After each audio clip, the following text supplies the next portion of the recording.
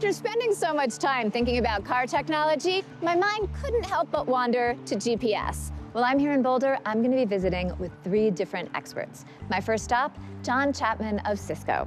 He is a Cisco fellow and a CTO service provider for one of the largest internet network companies in the world. I am taking a bit of a dive into GPS technology. Oh, well, you've come to the right company. Cisco helped build the internet from the very beginning. GPS is a timing protocol, and we use GPS to help coordinate things. When we're actually coordinating devices like cell phones, we're looking at things in terms of a thousandth or a millionth of a second. Somehow, we've got to both use our phones in the same room without them interfering with each other. We need to be able to talk, and they don't talk to each other, they talk off to some tower. So behind the scenes, we've got all these communication protocols where the phones are talking to each other, and they actually make decisions that my guy will talk first, and then your guy will talk second, and they'll change the powers on the transmitters, and everything works, but it only works if they all have the same sense of time. It's like a drum beat, where everybody's connected in the same drum beat, and everything works together. And that's where GPS comes in, because everybody needs some reference to time, so it ultimately comes from GPS, and we actually carry time protocols through the network. What happens if somebody messes with that timing that you're talking about? It's really all about authenticating. We use the word authenticate to make sure that a source is the right one. We can actually take fingerprints of a GPS, like how it acts, what it looks like. We call it a signature, and if the signature is different, then you can qualify or disqualify. Make sure devices come from the right place or the wrong place. Luckily, that the security people are keeping up on top of this. Well, thank you so much for giving me this overview. I feel much better equipped to continue on my GPS journey. Thank you so much. All right, Tamara, thanks very much for coming by. It's another snowy day here in Boulder, and I am at CableLabs to continue my GPS education. Hello, Hey. you must be Tamara. Curtis? Hi, my friend John from Cisco said you'd be stopping by. So what exactly is CableLabs? CableLabs is a research and development company. We have 64 cable operator members that serve 180 million subscribers around the globe. So we'll start with the head end here. This is actually a replica. This is an interop lab for NFV and SDN. NFV is network functions virtualization.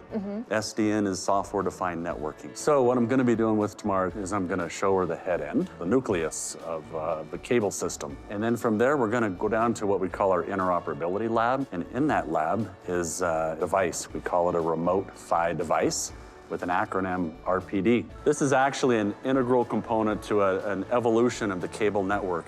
We refer to this evolution as distributed access or fiber deep. This is called a remote PHY device, and what this actually is the physical layer that used to be in a head end, and now we're putting it out in a field. What's so crucial about it? It allows us to use more fiber optics in the network, which results in a cleaner signal. It gets closer to the consumer and allows for more capacity to the home. More megabits or gigabits per second, more videos to be downloaded, more applications to be run simultaneously. It's all about upstream transmissions. That's mostly where the timing comes into play, because this device ultimately is connected via coaxial cable to a cable modem. And this cable modem essentially has to be told when it can transmit upstream. So it's literally given a time that it can transmit so that another cable modem doesn't transmit at the same time. Now that I have a sense of how crucial this infrastructure is, I want to know more about how we go about protecting it. And for that, I'm going to send you over to my friend Greg at MicroSemi. Here's the thing about high-speed data and capacity. 10 years ago, it was inconceivable that we would have a gigabit going to homes, but we always find a way to use it. We're going to build from there, build from 1 gig and go 10 times more to 10 gig. We have no doubt innovators will find a way to fill that pipe. Now, for my final stop on my GPS tour, I'm here at MicroSemi, a microchip company, where they're going to give me the big picture on how GPS is protected. GPS, it's kind of the invisible utility. So the first thing we're going to show tomorrow is the BlueSky GNSS Firewall. This product protects against threats that can infect, if you will, the downstream receivers. What are the most common kinds of threats? They fall into 2 general categories, jamming and spoofing. Jamming is where someone might overpower the GPS signal and wipe it out completely. Spoofing is a little bit more trickier. Someone, for example, might be able to create a fake GPS signal. So What we've built into the firewall is what we call an anomaly detector to look and make sure that that GPS signal is secure. Our control room can look at BlueSky GNSS firewalls that are deployed across the globe and see how well GPS reception is being received at each and every one of those locations. So what you're looking at is a very robust timing system, along with a backup system. In fact, some parts of the system even use atomic physics to maintain really accurate time, even in the complete absence of the GPS signal.